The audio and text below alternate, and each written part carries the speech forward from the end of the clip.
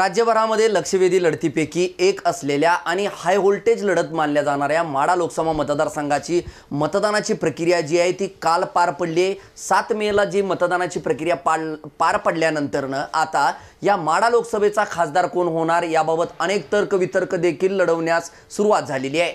माढा लोकसभेचा 2024 चा खासदार होण्यासाठी रस्सीखेच होताना आपल्याला पाहायला मिळाली। एकंदरीत जर या मतदारसंघाचा आपण थोडक्यात आढावा घेतला तर रणजितसिंह नाईक निंबाळकर यांना भाजपानं पुन्हा एकदा तिकीट दिल्यानंतरनं रणजितसिंह नाईक निंबाळकर यांच्या विरोधात मोहिते पाटील जे आहेत ते अकलूजचे सक्रिय झालेले आपल्याला पाहायला मिळाले। यामधून बंडखोरी झाली आणि भाजपला ही बंडखोरी रोखता आली नाही आणि अर्थात मोहिते पाटील यांनी शरद पवारांची हाती तुतारी घेऊन बंडखोरी केली।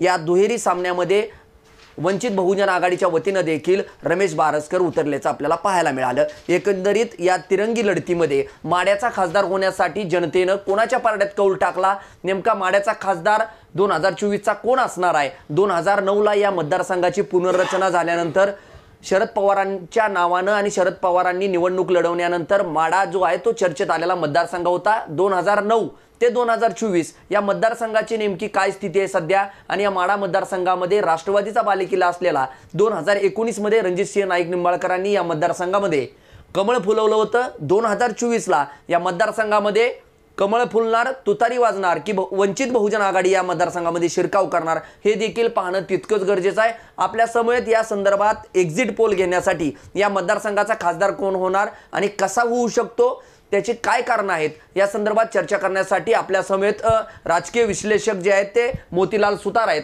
मोतीलाल सुतार यांची ओळख करून द्यायची म्हटलं तर 2019 सालच्या निवडणुकीचा रणजितसिंह नाईक निंबाळकर हे निवडून येणार असे ठोसपणे यांनी एक्झिट पोल काढला होता। 2019 ची लोकसभा निवडणुकीमध्ये यांचा तंतोतंत एक्झिट पोल खरा ठरल्यानंतर अनेक राजकीय दिग्गज नेते मंडळींचे फोन देखील त्यांना आज तागायत येत आहेत। 2024 ला काय स्थिती असणार आहे महाराष्ट्राच्या राजकारणातली या संदर्भात देखील चर्चा करण्यासाठी त्यांना वारंवार फोन येताना पाहायला मिळत आहेत। माढा नगर पंचायत असो, पंढरपूर पोटनिवडणूक असो, या दोन्ही निवडणुकीचे देखील यांचे एक्झिट पोल जे आहेत ते तंतोतंत खरे ठरलेत। त्यामुळे आता माढा लोकसभेचा मतदारसंघाचा एकंदरीत काय असणार आहे स्थिती, या मतदारसंघाचा खासदार कोण होईल या संदर्भात चर्चा करण्यासाठी आपल्या समेत मोतीलाल सुतार आहेत। मोतीलाल जी, आपलं स्वागत आहे ऑनलाईन माढामध्ये। ज्या पद्धतीने आपण माढा लोकसभा चर्चेत आलेला आणि हाय व्होल्टेज लढत मानली जात होती, कसं एकंदरीत चित्र आहे? एकीकडे 2009 साली शरद पवारांनी हा मतदारसंघ गाजवला होता, आता मात्र स्थिती नाहीये। शरद पवारांचा बालेकिल्ल्याला सुरुंग लावण्याचं काम या ठिकाणी 2019 मध्ये भाजपाने केलं होतं। यंदा काय चित्र असेल? मोहिते पाटलांची बंडखोरी आणि दुसरीकडे रणजितसिंह नाईक निंबाळकरांनी निर्धार केला होता की या ठिकाणी कमळच फुलेल आणि तिसरी जी आहे ती वंचित बहुजन आघाडी देखील या रिंगणात आहे। एकंदरीत आपण पहिल्यावर टप्प्याटप्प्याने जर विचार केला तर मतदान जे आहे ते या मतदारसंघाचे मतदानाची आकडेवारी जर पाहिली तर 59% जवळपास मतदान झालंय। नेमकी स्थिती काय आहे 2019 चं मतदान आणि 2024 चं? 2019 ला जी निवडणूक झाली होती त्यावेळेस 2014 साली 10,91,000 मतदान झालं होतं। 2019 साली 12 लाख मतदान झालं, पण यावेळेस 2024च्या निवडणुकीला साधारणतः तेवढंच मतदान झालेलं आहे, फक्त 17,000 कमी झाले। नवीन वोटर जास्त असून सुद्धा कमी मतदान झालं इथून निदर्शन आलं। परंतु नवीन वोटर आणि जुना मतदार याच्यातला साम्य घालणं अवघड असतं, कारण तो जुना वोटर घरी राहतो किंवा नवा येतो किंवा नवा ससा घरी राहत नाही, त्यामुळे मतदानाच्या टक्केवारी जर फरक काय कमी जास्त झाली तरी निवडणुकी असा लई परिणाम होत नाही असं मला दिसतंय। तर गेल्या वेळेची मीच तुम्हाला पोल दिला होता, निंबाळकर साहेब निवडून येणार म्हणून सांगितलं होतं, 100% खरा पोल ठरला। तर गेल्या वेळेस निंबाळकरांना 5,83,191 मतं पडली होती भाजपची, आणि राष्ट्रवादीचे संजय मामा शिंदे यांना 4,98,441 मतं पडली होती। आणि ह्यावेळीची परिस्थिती बघितली तर भाजपचं कसं आहे की गेल्या वेळेस निंबाळकर निवडून आले होते म्हणजे मोहिते पाटलांच्या जोरावर निवडून आले होते, ही सत्य वास्तवता परिस्थिती आहे। यावेळेस त्यांना तिकीट मिळायला पाहिजे होतं असं जनतेचे म्हणणं आहे किंवा आमच्यासारखे सुद्धा म्हणणं होतं। त्यांचं जे वोटिंग आहे ती लीड देणार वोटिंग आहे, त्याच्यामुळे त्यांच्या जेव्हा निंबाळकर आली होती सत्यवादी आहे। मग ह्यावेळेस त्यांना तिकीट टाळलं, परंतु BJPचं धोरण असं असतं की ग्राउंड लेवलला कुठलाच नेता टिकवायचा नाही, त्यांना डायरेक्टवर नेऊन फक्त लोकसभेला, विधानसभेला, विधान परिषदेत ठेवायची ही त्यांची पॉलिसी असल्यामुळं मोहिते पाटलांचं राजकारण संपणार होतं। ही मोहिते पाटला खरंच धाडशी माणसं आहे ती, त्याने ती ओळखलं. त्याच्यामुळे त्यांना तिकीट नाही दिलं की ग्राउंड लेवलला त्यांना संपवायचा घाट BJPनं घातला. त्याच्यामुळं मोहिते पाटलांची उमेदवारी बंडखोरी केली. आणि बंडखोरी म्हणता येत नाही, जनतेचीच बंडखोरी आहे वास्तविक पाहता. ज्या पद्धतीने आपण जर पाहिलं तर रणजितसिंह नाईक निंबाळकर हे टॉप 10 खासदार असल्याचं वारंवार ते प्रचारामध्ये सांगत होते. पाणीदार खासदार म्हणून देखील त्यांचा उल्लेख होत होता. मग असं असताना भाजपानं त्यांना दुसऱ्यांदा उमेदवारी दिली. उमेदवारी चाचपणी ज्यावेळेस केली त्यावेळेस देखील धैर्यशील मोहिते पाटील यांनी इच्छुक आहे म्हणून सांगितलं होतं पक्षश्रेष्ठींना. असं असताना भाजपला कुठंतरी उमेदवारी न देण्याचा हित जो आहे तो फटका बसू शकतो. 100% फटका बसू शकतो. का BJPची पॉलिसी राज्यामध्ये अशी आहे, देशामध्ये अशी आहे की ग्राउंड लेवलला जी कामं करणारे जे कार्यकर्ते असतात, नेते मंडळ असतात, त्यांना संपूर्ण संपवायचं आणि त्यांना फक्त ब्लॅकमेलिंग करून वरी केंद्रात घ्यायचं, विधान परिषदेवर घ्यायचं. हीच पद्धत मोहिते पाटलाविरुद्ध त्याने राबवली होती. कारण का विधानसभेला बी त्याने सातपुत्यांना आणलं आणि लोकसभेला बी त्याने निंबाळकरांना आणलं. मला सांगा, निंबाळकरांचा एक तालुका, परंतु बाकीच्याकडे बहुमत असताना सुद्धा त्याने अशी पॉलिसी असल्यामुळं त्यांची सिस्टमच तशी BJPची असल्यामुळे लोकांच्या मनातून ही लोकांना कळतंय. कुणी पक्ष काही धोरण राबवित असला तरी जनतेला सुद्धा कळतं, राजकारण कळतं असं नाही. लोक मतदान करायला जातात म्हणजे कळत असतं म्हणून जातात. त्याच्यामुळे जनतेतून निवडणुकी तयार झालेली आहे आता सध्याची. जर आपण जर पाहिलं तर जिल्ह्याच्या राजकारणात मातब्बर घराण्यापैकी एक असलेल्या मोहिते पाटील घराण्याचा दबदबा राजकारणामध्ये सोलापूर जिल्ह्याच्या होता. आता कुठंतरी तो शिरकाव असेल किंवा तो शिरकाव झाला नाही पाहिजे या दृष्टिकोनातून 2019ची निवडणूक लढवली होती का. संजय मामा शिंदे यांनी मागच्या आठवड्यामध्ये कुर्डुवाडीमध्ये सभा झाली होती. त्या सभेमध्ये थेट वक्तव्य केलं होतं की आमची ही निवडणूक ठरवण्याचं अगोदरच ठरलं होतं, कुणी का खासदार होईना, पण हे मोहिते पाटलाचं प्यादं जे आहे ते जिल्ह्याच्या राजकारणातून बाजूला राहिलं पाहिजे. मग कुठंतरी ही निवडणूक सेटिंग होती का संजय मामा आणि निंबाळकरांच्या, असं म्हणायचं का. एक राजकीय विश्लेषक म्हणून तटस्थ भूमिका काय आपली.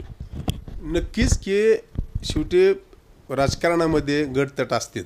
ते गट संपवण्यासाठी मी प्रयत्न प्रत्येक पुढारी करत असतो. माझं वर्चस्व व्हायला पाहिजे, दुसऱ्याचं नको व्हायला पाहिजे. तशाच पद्धतीने मोहिते पाटलाचं राजकारण संपवण्याचा जिल्ह्यातील बऱ्याच घाट घातला होता लोकांनी अजित पवारांच्या मार्फत. तो सक्सेस झाला. परंतु घाणेरडं राजकारण करणारा हे राजकारणी करणारे असतात, त्यांचं राजकारण बरेच दिवस चालत नसतं. जनता हुशार असते एवढं मात्र मला मान्य करावं लागेल. कारण मी करतोय, जनतेला कळतं सगळं, फक्त त्यांना टेज नसतं म्हणून ते सांगत नसतात किंवा मला असं पण चर्चा ऐकत जावा की जनता पुढाऱ्यांपेक्षा हुशार असते, पण ती बोलू शकत नाही, सांगू शकत नाही. ती फक्त मतदानातून व्यक्त करू शकते. त्याच्यामुळं जनतेला जिल्ह्याचं राजकारण कळलं आहे की मोहिते पाटलाचं राजकारण, मोहिते पाटलाने संपूर्ण सगळ्यांना आमदारकी दिल्या, खासदारकी दिल्या, बँकेचे अध्यक्षपद दिलं, सगळं दिलं. जिल्ह्याला माहीत आहे मोहिते पाटलाचं एक ब्रँडेड घराणं राजकारणातलं. कुठं तर मोहिते पाटील आणि निमगावचं शिंदे घराणं यांचा सुप्त संघर्ष आहे. नाही जरी म्हटलं तर जिल्ह्याच्या राजकारणात ते सर्वसामान्यांना देखील माहीत आहे. मोहिते पाटील आणि शिंदे कधीच राजकीय सूत जे आहे ते जुळलेलं पाहायला मिळत नाही. मग या राजकीय सूताचाच कुठंतर फडणवीसांनी वापर केल्याचं पाहायला मिळतंय का. आमदार शिंदे बंधूंना एकवटून निंबाळकरांना बळ देण्याचं काम आणि मोहितेंना डावलण्याचं काम या माध्यमातून फडणवीसांनी केलं असं म्हणायचं. नक्कीच. कसं माहीत आहे त्यांनी गणितक्रिया काय केली की मोहिते पाटलांचे 1.25 लाख मतदान आपण गाळून टाकू. ते म्हणतात ना आमच्या जेव्हा तुम्ही जिंकलाय आपण, त्यांचं मतदान गाळून टाकू, त्याची भरपाई आपण करून देऊ असं संजय मामा शिंदे किंवा बबनदाचं ठरलं असणार आहे. कारण का त्यांचं 1 लाख मतदान सोडून द्या, माझं 1 लाख आहे, मामाचं 1 लाख, 2 लाख तुम्हाला उलट जास्त लोड होतोय. त्याच्यात फडणवीसाला त्याने गुल केला असावं आणि फडणवीसांनी त्यात फसलेत. जनतेचा अभ्यास त्यांनी फडणवीसांनी केला नाही, फडणवीस फसले आणि हे दोघंही फसले त्याच्यामध्ये. नेते मंडळींना एकत्रित करण्याचा फडणवीसांचा प्लॅन सक्सेस ठरेल का. सक्सेस बिलकुल ठरणार नाही. कारण जनतेनं हातात निवडणूक घेतलेली ही असं त्याची 2024 निवडणूक सातत्यानं बोललं जात होतं. आम्ही देखील ऐकण्यात आलं, आम्ही सर्वे ज्यावेळेस घेत होतो त्यावेळेस ही जनतेनं निवडणूक हाती घेतली. आपण जर पाहिलं चित्र तर एकूण 6 विधानसभा मतदारसंघातील 6ही आमदारांचा सपोर्ट जो आहे तो निंबाळकरांच्या पाठीशी होता.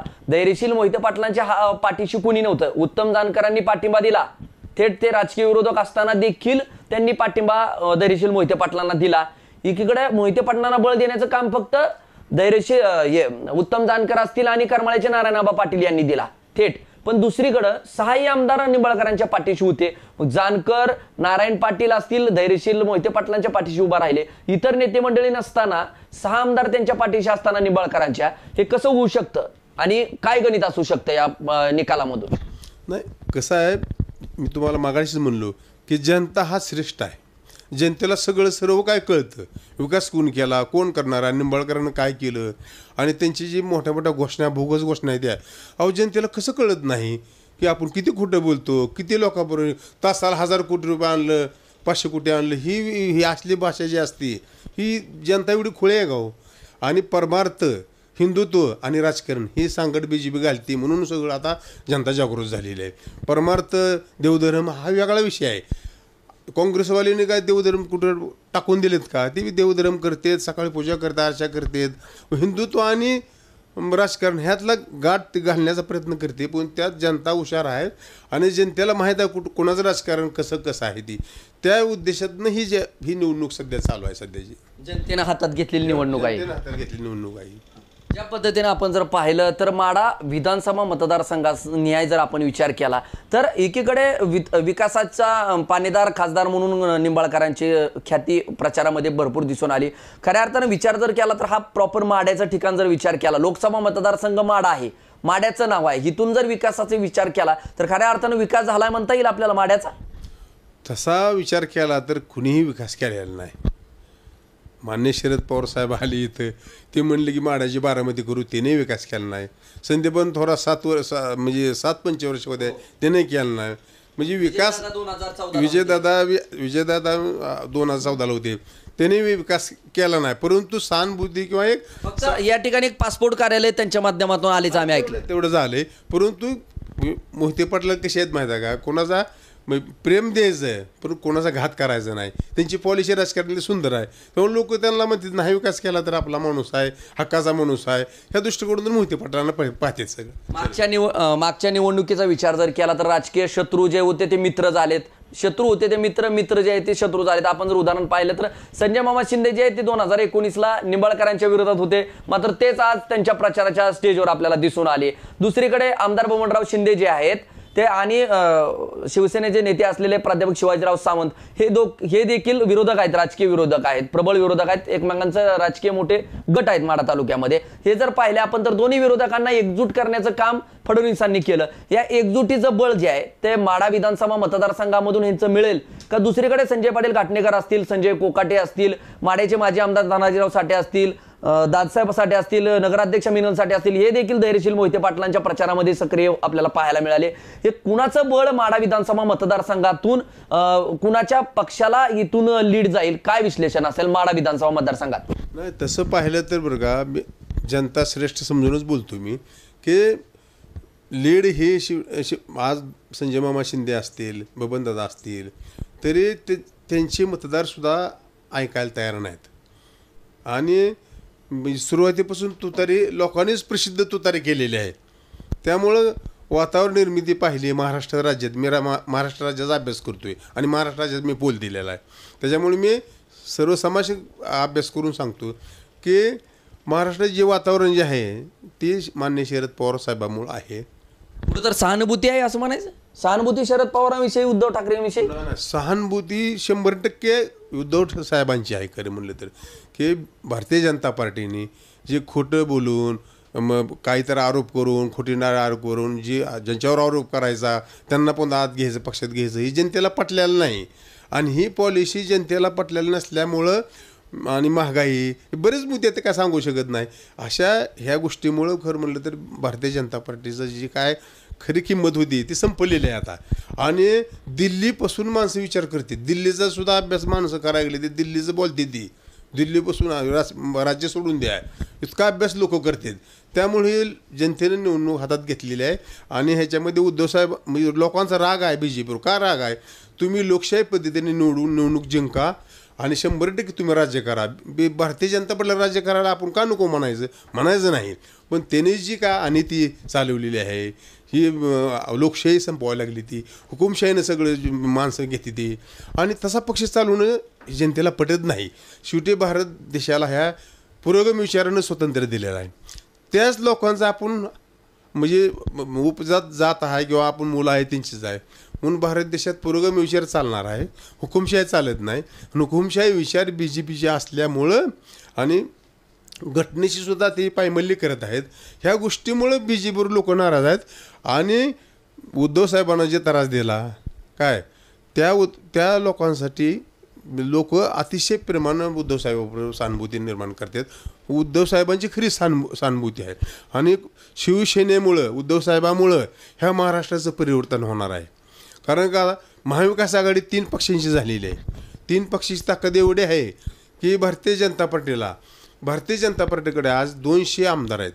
स्वतःचे 105, शिंदेचे 40 आणि राष्ट्रवादी 40 आणि अपक्ष 15 म्हणजे 200 आमदार म्हणजे 70% आमदार ही महायुती म्हणून लढतात. आणि त्याच्या अपोजिटला 80-88 आमदार साधारणतः महाविकास आघाडी म्हणून लढतात. बघा 31 किलोचा वजनदार पैलवानासंघ 70 किलोच्या माणसाची कुस्ती लागलेली आहे. म्हणजे एवढी कुस्तीला मोठी लागलेली आहे. मग भारतीय जनता पार्टीकडे एवढी 200 आमदार असताना सुद्धा त्यांना पंतप्रधानाला इथं किती वेळा यावं लागते महाराष्ट्रामध्ये किंवा किती सभा घ्यावं लागते त्या योगीला सभा घ्यावं लागते त्या म्हणजे अमित शहाला सभा घ्यावं लागते त्या किती घाबरलेले आहेत बघा तिने. ज्यावेळेस तिने 200 पार म्हणून जाहीर केलं 200 पार म्हणणारा पक्ष आज किती पक्षाला त्याने सहकार्य घेतलं. BJP राष्ट्रवादीला फोडलं, शिवसेनेला फोडलं, मनसेचं ठेवलं नाही त्यांचंसुद्धा घेतलं. म्हणजे भारतीय जनता पार्टी हा त्यांच्या चुकीच्या निर्णयामुळं चुकीच्या राजकारणाच्या दिशेमुळं फसलेला आहे हे मला सांगायचं. फोडा आणि जोडा हे तंत्र भाजपाचं कुठं तर फटका दिला असं तुमचं म्हणणं आहे. ज्या पद्धतीने आपण जर पाहिलं तर मतदारसंघ निहाय आपण मताधिक्य असेल किंवा कुणाला मिळेल साठे घाटणेकर कोकाटे यांचं बळ धैर्यशील मोहिते पाटलांना होतं. आमदार शिंदे आणि प्राध्यापक शिवाजीराव सावंत यांचं रणजितसिंह नाईक निंबाळकरांना पाठबळ होतं. कुणाचं बळ आणि या विधानसभा मतदारसंघामध्ये कुणाला मताधिक्य जाईल? जे ह्या तालुक्यामध्ये म्हणलं बरं का प्रत्येक तालुक्यात मोहिते पाट गट हे जिवंत आहे. माड्यामध्ये सुद्धा मोहिते पाटलांची सुप्त लाट पहिल्यापासून होती. परंतु ह्या तालुक्याला नेतृत्व न मिळाल्यामुळं ह्या तालुक्याचा दुसरा आमदार झाला नाही. निष्क्रियता जी असते इतरांची निष्क्रियता आहे म्हणून खरं राष्ट्रवादी इथं जिवंत राहिलेलं आहे. तालुक्याचा विकास काय झालेला नाही. आमदार फंड मी कोणाचा असतो सरकारनं दिलेला पॉकेट मनी लोकांच्या जनतेसाठी खर्चात दिलेले पैसे असतील.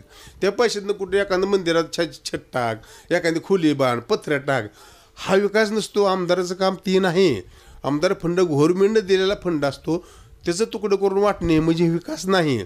ज्यावेळेस शासनाकडून तुम्ही वेगवेगळ्या योजनात आणसान माघारी मिळून जनतेसाठी तो खरा फंड असतो आणि तो खरा विकास असतो. तसं या तालुक्यामध्ये विकास हा शून्य झालेला आहे. आता पाणीसुद्धा आलेलं आहे. शिवसेनेच्या काळात पाणी आलेलं आहे.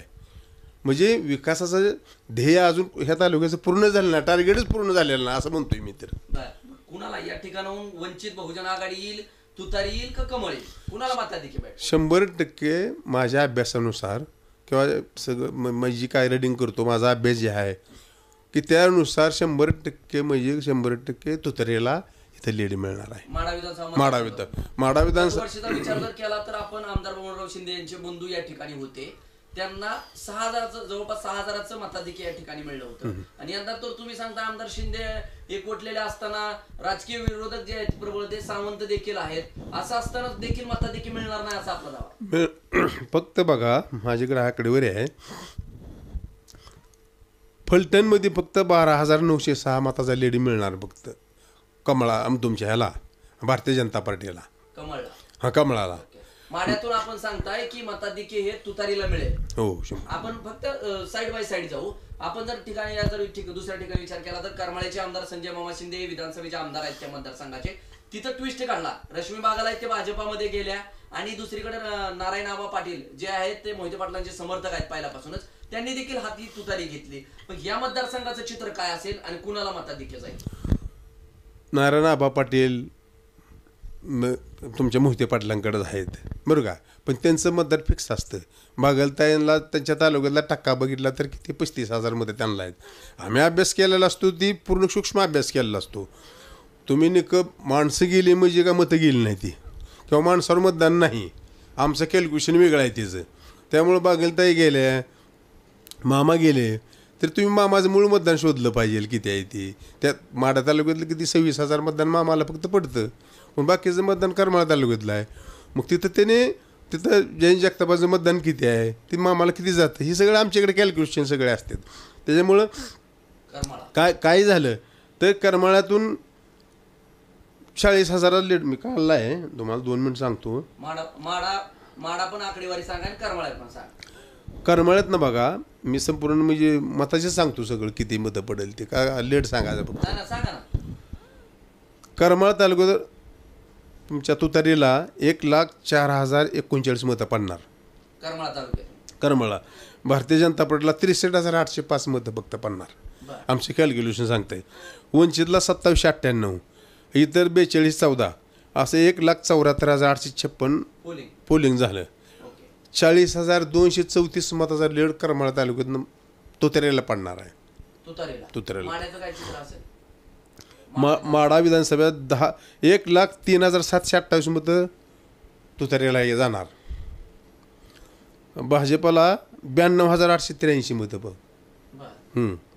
आणि वंचितला 5,036, असं 2,06,383 मतदान पोल झाले. आणि 11,145 लीड माढा तालुक्यातून जाणार तुतारीला. म्हणजे तसं बाकीच्या तालुक्याचं गणित केलं तरी सुद्धा माढा तालुक्यात कमीच लीड मिळतोय. आता लोक म्हणतात 30,000, 25,000, 30,000, ती काय ज्याचा त्याचा अभ्यास असतो. 11,145चा माझा ओपिनियन पोल सांगतो. करमाळ्यातून मताधिक्य मिळेल म्हणताय, करमाळ्यातून माड्यातून अकलूजची काय स्थिती असेल, अकलूज माळशिरस मध्ये काय असेल, काय चित्र असेल. आता अकलूजचं जर पाहिलं, उत्तमराव जानकर त्यांच्या सोबत गेले होते, जो की बालेकिल्ला मानला जातो मोहिते पाटलांचा माळशिरस.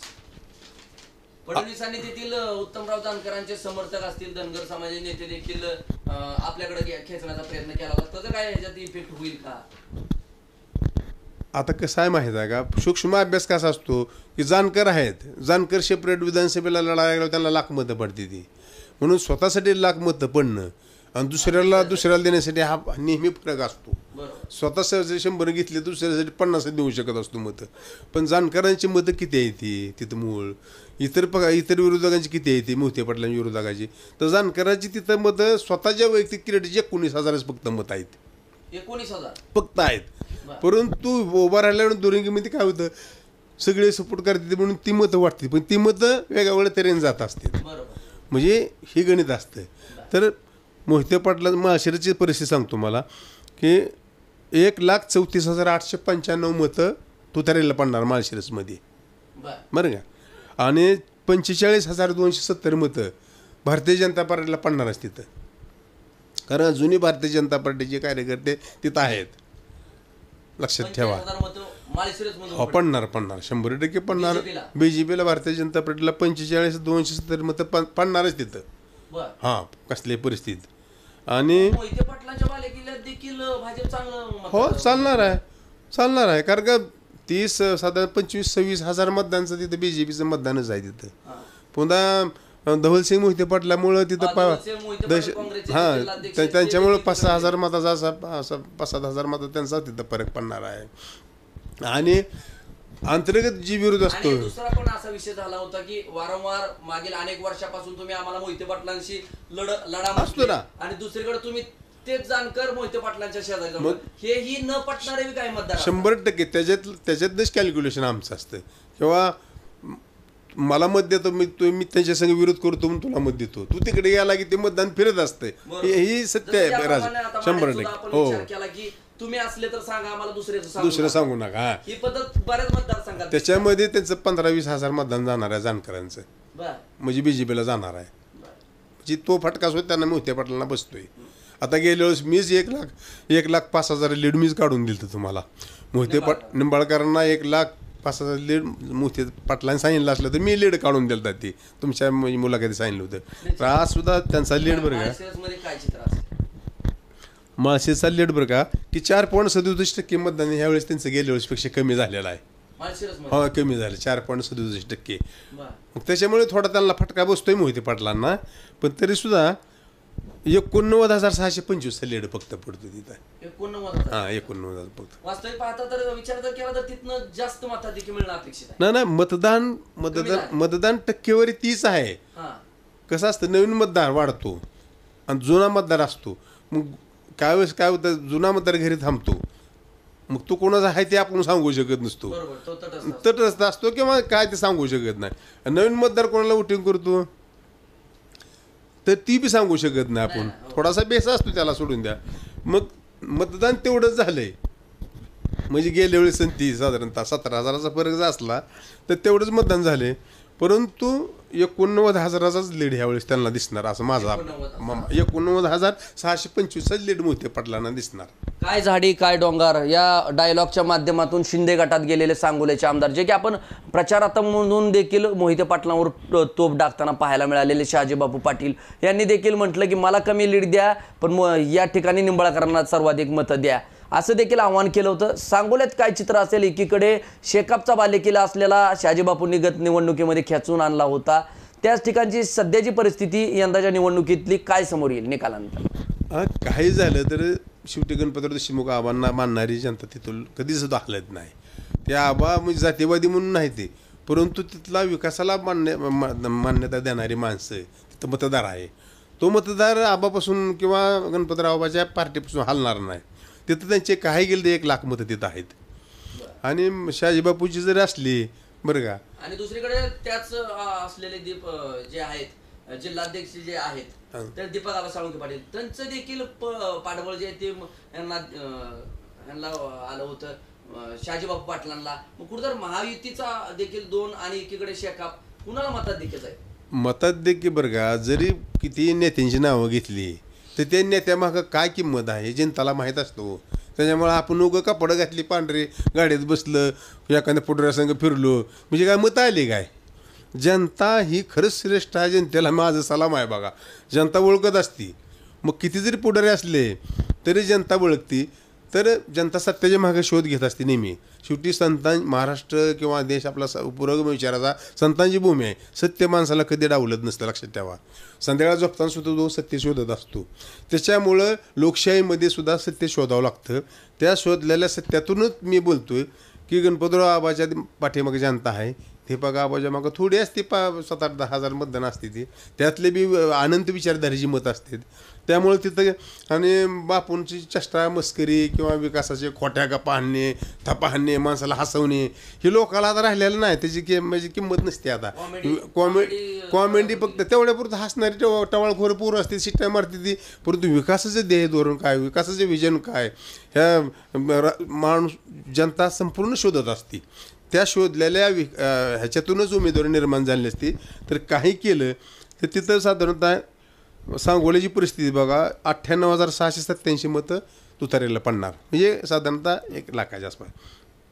आणि सांगोल्यात 72,971 मतं हे तिथं कमळाला मिळणार तिथं.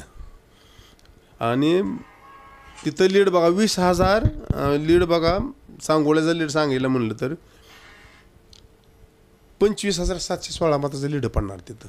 25,000 साधारणचा सांगोल्यात लीड पडणार तुतारीचा.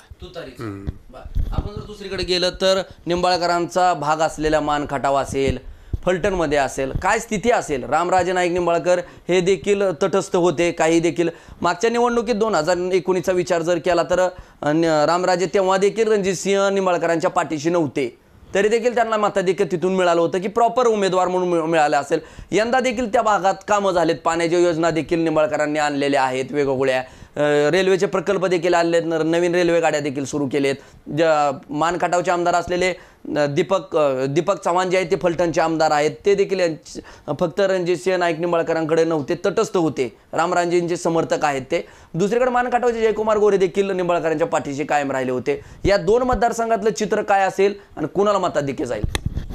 कसं आहे माहीत आहे का राजकीय गणितामध्ये की गेल्या वेळेस राष्ट्रवादी काँग्रेस लढली आणि ह्यांना जी काय मतं लागत होती आपण त्यांना मदत आता करणारा अजून शिवसेना पक्ष आल्यामुळं कुठेही गेलं तर शिवसेनेची मतं लपलेली आहे ती आता उपयोगाला पडायला गेली. त्यामुळं राष्ट्रवादी काँग्रेसला आता शिवसेनेची साथ असल्यामुळं सगळी एक झाल्यामुळं त्याच्यामुळं संपूर्ण राज्यामध्ये परिणाम असा व्हायला लागला की महाविकास आघाडी इतकी स्ट्रॉंग आहे की अजूनही 8.97% BJPला भारतीय जनता पार्टीला राज्यात कमी आहेत. म्हणजे 45 लाख मतं अजून पाहिजे होती. महाराष्ट्र राज्यात एवढं महाविकास आघाडी आणि महायुतीबरोबर लढताना भारतीय जनता पार्टीला अजूनही 45 लाख मतं कमी होती. 8.87 मताचा फरक आहे आणि तो फरक त्यांनी घेण्यासाठी प्रयत्न केला पण काँग्रेस फुटलं नाही. आणि काँग्रेस हा असा आहे RSSच्या मतापेक्षा खतरनाक मतदार आहे. तो कधी फुटत नाही. पण काँग्रेस फुटत नाही महत्त्वाचं, राष्ट्रवादी फुटत नाही आणि शिवसेना तर कट्टरवादी कार्यकर्ते असते त्यांची, ती घरी बसतील पण मतदान देणार नाही. आणि दुसरी गोष्ट शिवसेनेची अशी सांगायची मला, गेल्या वेळेस मोदीची लाट असताना 65 जागा शिवसेनेनं आणल्या बरोबर आहे. आणि मोदी बरोबर असताना भारतीय जनता पार्टीजवळ असताना त्यांच्या 54 जागा आहेत त्या. ही गणित शिवसेनेच्या लोकांना पटलेलं नाही. म्हणजे 45 जागा भारतीय जनता पार्टीनं 2019 साली शिवसेनेच्या पाडल्या. हा राग शिवसेनेच्या लोकांना फार मोठा आहे आणि 2014 सालचा शिवसेना जे आहे तो आता उसळून उठलेला आहे. म्हणून शिवसेनेची फार मोठी लाट ह्या महाराष्ट्रात उद्धव साहेबांबरोबर आहे. काँग्रेसची मतं अधिक उद्धव साहेबांची मतं, अधिक राष्ट्रवादी काँग्रेसची शरद पवारांचा एक स्वाभिमान, तरुणांचा स्वाभिमान म्हणून आज शरद पवार साहेबांकडे बघते ती. ही सगळं जे चक्रव्यूह तयार झालं आहे ती BJP ह्यात संपूर्ण जुळून नष्ट होणार आहे बघा. त्याच्यामुळं मान असू दे, खटाव असू दे, नेमकी काय कारणं असू शकतात आणि नेमकं BJPच्या विरोधात का लाट आहे? एकीकडे आपण जर पाहिलं तर सर्वसामान्यांच्या महागाईचा देखील सामना करताना नागरिक बोलताना आपल्याला पाहायला मिळाले मतदारसंघातले. कोण म्हटलं की निंबाळकरच आम्हाला दिसले नाहीत. निंबाळकरांनी स्पष्टीकरण दिलं की खासदाराची कामं वरिष्ठ लेवलची असतात, प्रत्येक गावात जाऊ शकत नाही. जवळपास 800च्या वर जी गावं आहेत त्या मतदारसंघामध्ये जोडली गेलेली आहेत या 6 तालुक्यामधल्या. तर मग कुठेतरी एकीकडे निंबाळकरांविषयी राग मनात होता, भाजप विरोधात होता, की मनोज जरांगे पाटलांचा कुठेतरी फॅक्ट जो आहे तो माढा विधानसभा असेल, माढा लोकसभा मतदारसंघात जो की तटस्थ आहेत. मनोज जरांगे पाटलांनी मराठा आरक्षणाचं वादळ जे निर्माण राज्यभरामध्ये केलं होतं त्याचा कुठेतरी BJPला फटका बसला असं वाटतं आपल्याला निवडणुकीमध्ये. 100% बरं का की एक 5-10% मतं जी असतात, तरुण मुलांची मतं जी आहेत ना BJPकडे गेलेली किंवा जे अज्ञान लोक असते ती हिंदुत्व आणि राजकारण ह्याला काय तरुण मुलाला कळत नसतं. फक्त हिंदुत्वासाठी जे मतदान होतं भारतीय जनता पार्टीकडे इतर पक्षांचं ते त्यांना आता कळायला लागले की राजकारण वेगळं आहे, हिंदुत्व वेगळं आहे. त्याचा फटका 5-10% फटका 100% भारतीय जनता पार्टीला पडणार आहे. मराठा आरक्षणाचा सुद्धा पडणार आहे. आणि ती जमीची बाजू आहे सध्या आता पवारसाहेबांच्या बाजूनं, काँग्रेसच्या बाजूनं किंवा शिवसेनेच्या बाजूनं. त्याच्यामुळे ह्याचा एक फटका भारतीय जनता पार्टीला पडणार आहे. दुसरी गोष्ट, आता प्रत्येक माणूस मला सांगा की मोदीचं आता आपण ऐकतो सगळ्या यूट्यूब चॅनलला की 100 रुपये काढून घ्यायचं आणि 2 रुपये द्यायचं, 500 काढायचं 100 द्यायचं.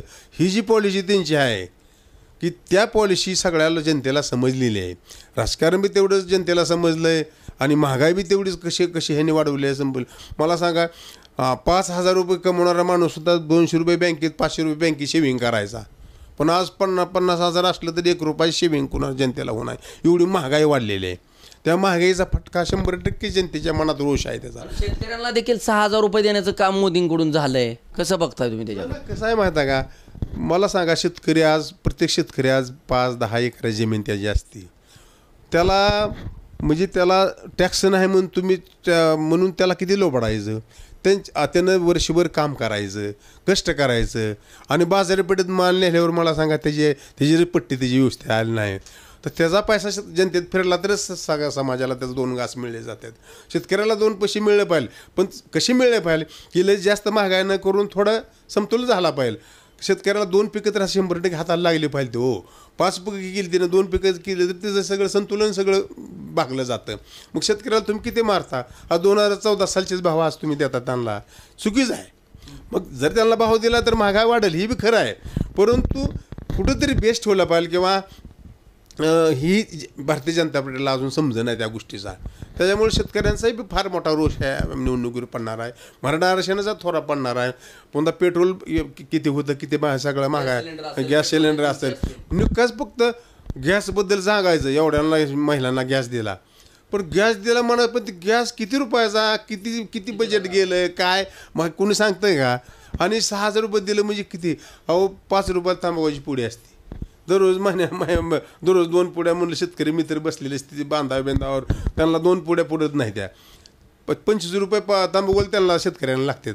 कसं टाइमपास त्यांनी करायचा शेतकऱ्यांनी सांगा? म्हणजे एकंदरीत खतं असतील, बी बियाणं असतील, सर्वच याच्यावर परिणाम जो आहे तो महागाईचा बसताना आपल्याला पाहायला मिळतोय. हे भाजपचे विरोधी जी लाट आहे असं आपण सांगताय, सर्वसामान्यांमधून देखील उपळून निघाले. ह्याचा कुठं तर फटका भाजपाला मान खटावमध्ये मिळेल का?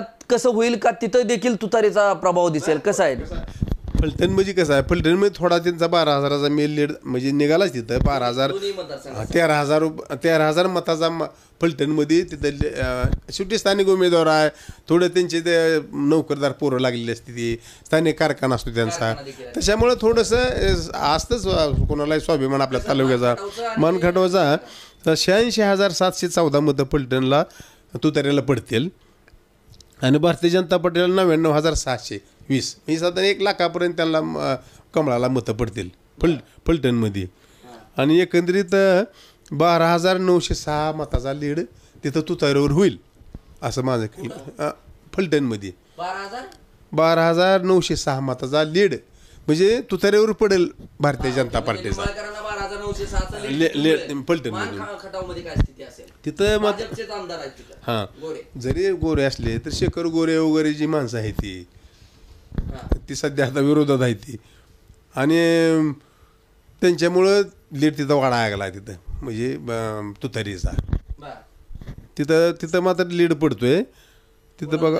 तिथला लीड बघा 31,000 मताचा लीड तुतारीला जाईल तिथं मानखटावमधनं. नेमकं काय कारण आहे? इथं तर भरपूर तिथं योजना देखील निंबाळकरांकडून पाण्याच्या आलेल्या आहेत. कसं आहे माहिती आहे का? आता माड्याचा खासदार आपल्या माड्याचा ऐका, माडा विधानसभा माडा लोकसभेचं नाव माड्याचा खासदार त्या निंबाळकर साहेबांना मी स्वतः किती वेळा तर फोन केले, माझी त्यांची चांगली ओळख आहे. रेल्वे साधी थांबवू शकले नाहीत माणूस. कोण विकास थापाय त्या सगळ्या. एक रेल्वे मला सांगा, रेल्वे थांबवले.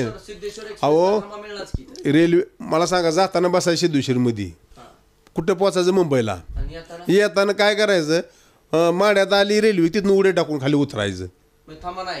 उड्या टाकायचे लोकांनी. मग कसं एका टायमाला थांबा दिलेला आहे ना, त्याला विकास म्हणते ते का? कमीत कमी त्या माणसाला गेलेला माणूस त्या ठिकाणी तर पोचावा ना. माड्यात बसायचं, मुंबईमध्ये जायचं, काम करायचं, आणि माड्यात आलं की उडी टाकायचं उतरायचं. या असलं पद्धत असते का? म्हणजे साधारणतः की माडा लोकसभेचा मतदारसंघ असताना सुद्धा निंबाळकर साहेबांनी रेल्वे थांबवू शकले नाहीत. 1 रुपयाचा निधी या माडा शहरात दिला नाही. जगदंबेचं मंदिर आहे इथं, तिथं सभा झाली त्यांची एवढी मोठी, 1 रुपयाचा त्यांनी निधी दिला पाहिजे. त्यांनी माड्यासाठी काय केलं नाही. सगळ्या थापा आहे त्या, भूल थापा आहे त्या सगळ्या. नमो योजनेअंतर्गत किल्ला, माड्याचा किल्ला असेल किंवा मंदिर असेल, यासाठी निधी आल्याचं बोललं जाते. आमदार बळवंतराव शिंदे यांनी ते कसं आहे बरं का, आमंत्रण कसं असतं, चवलेवशी खरं नसतं. ही थापाय त्या सगळ्या पोटाऱ्यांच्या नेत्या मंडळीच्या कार्यकर्ते फक्त हुर्रे गेले हुर्रे करते ती. जोपर्यंत खरंच पूलची मागणी देखील माडेकरांची होती इथं माडा स्टेशन हो स्टेशनला होती. 100% तिथं अत्यंत जरुरीचं महत्वाचं आहे. पूर्व भागाला जोडणारा अत्यंत रेल्वे गेट महत्वाचा आहे. पण कुठलाच काय करत नाही हो. कसलाच विकास आहे माडा तालुक्याचा, माड्याचा विकास नाही. माड्यात अत्यंत महत्वाचं म्हणजे माड्या ठिकाणचे सगळे कार्यालय आज कुठं चालले ती आंदोलन किती होती ती. मग नेतृत्व, स्थानिक नेतृत्व नीट पाहिली तर, पण स्थानिक नेतृत्व बी नीट नाही तर, आणि तिकुंड आलेलं नेतृत्व नीट नाही. त्यामुळे माडा संपूर्ण शहर नष्ट व्हायच्या लायकीचं झालंय आता सध्या. आपण जर पाहिलं तर एकंदरीत चित्र काय असेल 2024चा? माड्याचा खासदार कोण असेल? पुन्हा एकदा इथून कमळ फुलणार की तुतारी वाजणार की वंचितचा शिरकाव होणार?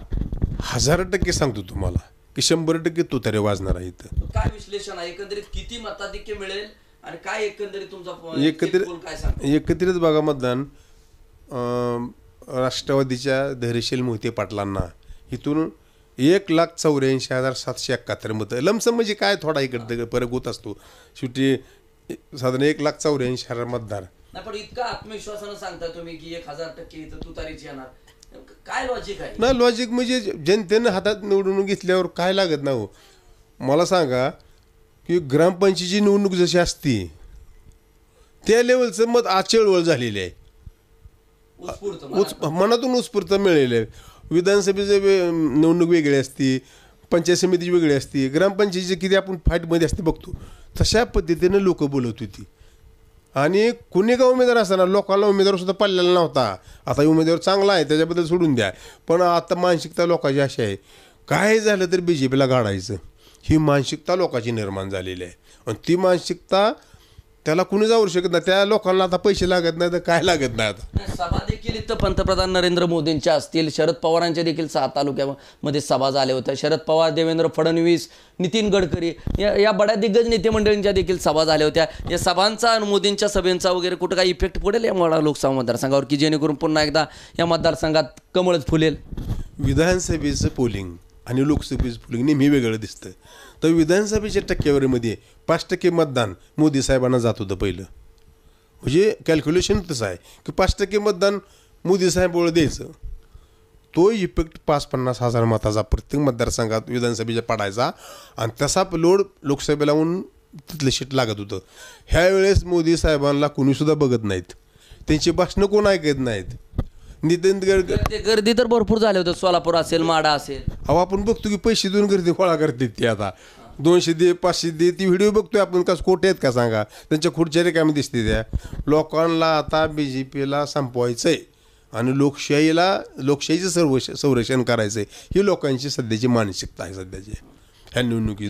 काय चित्र असेल अंतिम चित्र जो तुम्ही एक्झिट पोल काढलाय, तो किती मताधिक्य कुणाला मिळेल आणि किती टक्केवारीची मतं कुणाला किती पडतील? राष्ट्रवादी काँग्रेस पक्षाला 6,41,134 मतं पडतील.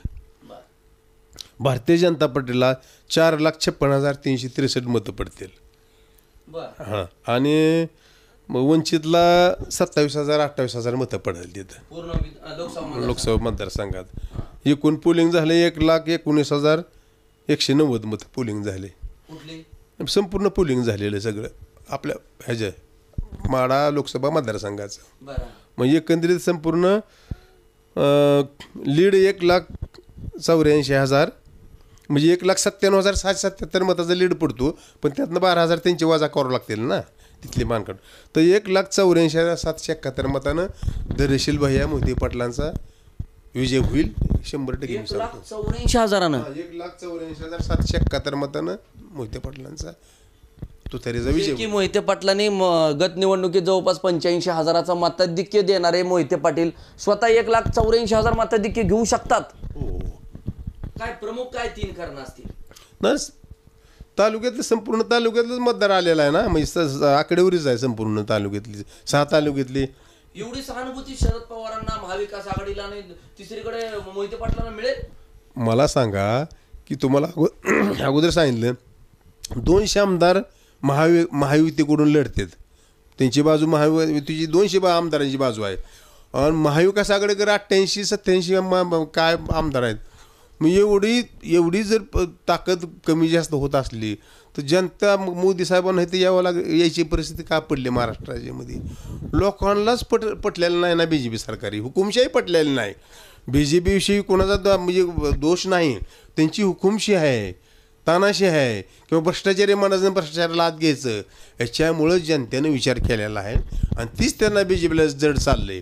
मग मला सांगा 88 आमदार महाराष्ट्रात राज्यात लढते एका बाजूला आणि 200 आमदार एका बाजूला लढते, ह्याचं कारण काय? मग तुम्ही एवढे असले BJPचा विजय व्हायला पाहिजे की मग का होऊ शकत नाही? म्हणून ह्या सभांचा धडाका सुरू आहे असं म्हणायचं. हां, त्याच्यामुळे मोदी साहेब येते, शहासाहेब येते आणि ह्यांच्या सभा कोणी ऐकत नाही. पहिल्यासारखं काय यांचे इफेक्ट पडणार नाही काय नाही. आणि विधानसभेला मतदान जे होतं ते लोकसभेला 5% मोदी साहेबांना जास्त मतदान पडायचं, ते मतदान आता होणार नाही, 100% होणार नाही. त्याचा इफेक्टमुळे सुद्धा महाविकास आघाडीचा विजय होणार आहे. आपण जर पाहिलं तर 2019च्या निवडणुकीमध्ये जर आपण सर्वे मोतीलाल सुतार यांनी मांडलेला आपण प्रेक्षकांसमोर ठेवला होता, तो तंतोतंत खरा ठरला होता. मात्र एक्झिट पोल हा मांडला जातो, तो कोणीही त्या गट असेल, तट असेल, राजकीय उमेदवार असेल, त्याचं कोणीही समर्थन जे आहे ते किंवा समर्थक असू शकत नाही. माहितीच्या आधारावर जे आहे ते मोतीलाल सुतार यांनी जे आहे ते विश्लेषण आता केलेलं आपण पाहिलं. 2024ची निवडणूक ही वेगळी आहे. बंडखोरी केलेली मोहिते पाटलांची तुतारी जी आहे ती सहानुभूतीची लाट शरद पवार असतील, उद्धव ठाकरे असतील यांची सहानुभूतीची लाट माढा लोकसभा मतदारसंघात पडण्याबरोबरच मोहिते पाटलांना देखील जनतेनं साथ दिलेली आहे असं त्यांच्या विश्लेषणातून समोर आलंय. महागाईचा कुठतर राजकीय फटका जो आहे तो सर्वसामान्यांच्या महागाईचा फटका असेल, मराठा आरक्षण असेल, अन्य जे प्रमुख मुद्दे आहेत ते त्यांनी आपल्या सविस्तर विश्लेषणातून मांडले. त्यामुळं जनतेनं हाती घेतलेल्या या माढ्याच्या निवडणुकीचा परिणाम जो आहे तो आपल्याला 4 जूनला जो आहे तो नक्कीच दिसेल असा विश्वास जो आहे तो व्यक्त केला. जवळपास 1,84,000 मताधिक्य घेऊन धैर्यशील मोहिते पाटील जे आहेत ते शरद पवारांची तुतारी वाजवतील